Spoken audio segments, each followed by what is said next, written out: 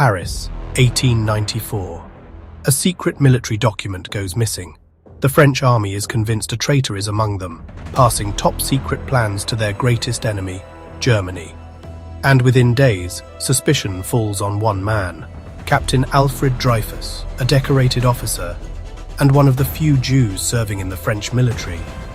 What followed wasn't just a trial, it was a national obsession, a cover-up, and one of the darkest betrayals in military history. This is the Dreyfus Affair. The French army's counterintelligence unit discovers a torn piece of paper inside the German embassy trash.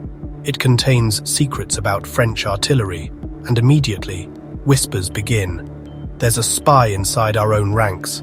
Investigators zero in on Captain Alfred Dreyfus. Why? He's ambitious, brilliant, and most importantly, a convenient target. In an era poisoned with anti-Semitism, being Jewish made him the perfect scapegoat. Evidence? Barely any.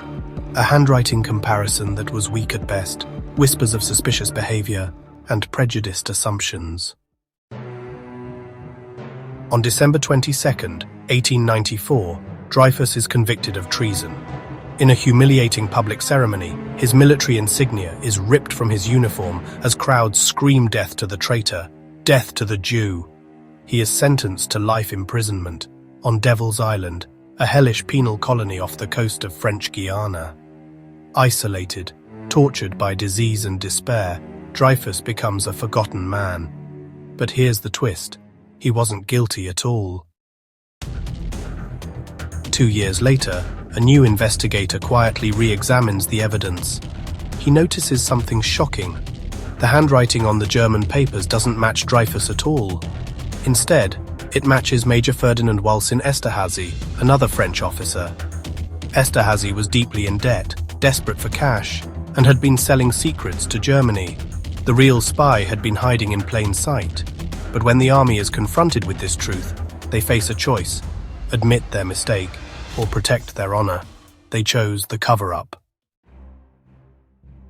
In 1898, when Esterhazy was quietly acquitted in a sham trial, outrage exploded. The famous French writer Émile Zola published his legendary open letter, J'accuse, accusing the army of a conspiracy to protect the real traitor and scapegoat an innocent man. France was split in two. On one side, the Dreyfusards, those demanding justice. On the other, nationalists, anti-Semites and army loyalists who insisted Dreyfus remain guilty.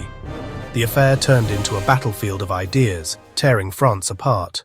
After years of legal battles, secret files and political storms, the truth finally won.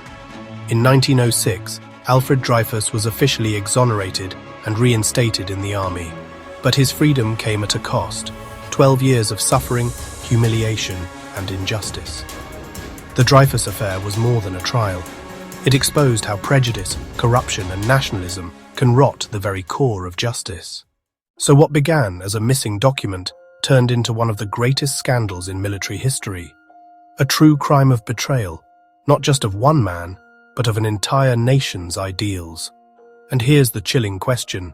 If a modern army was desperate to hide its mistakes, could it happen again? Has it already happened? Follow us for more fascinating war history. Thank you for watching.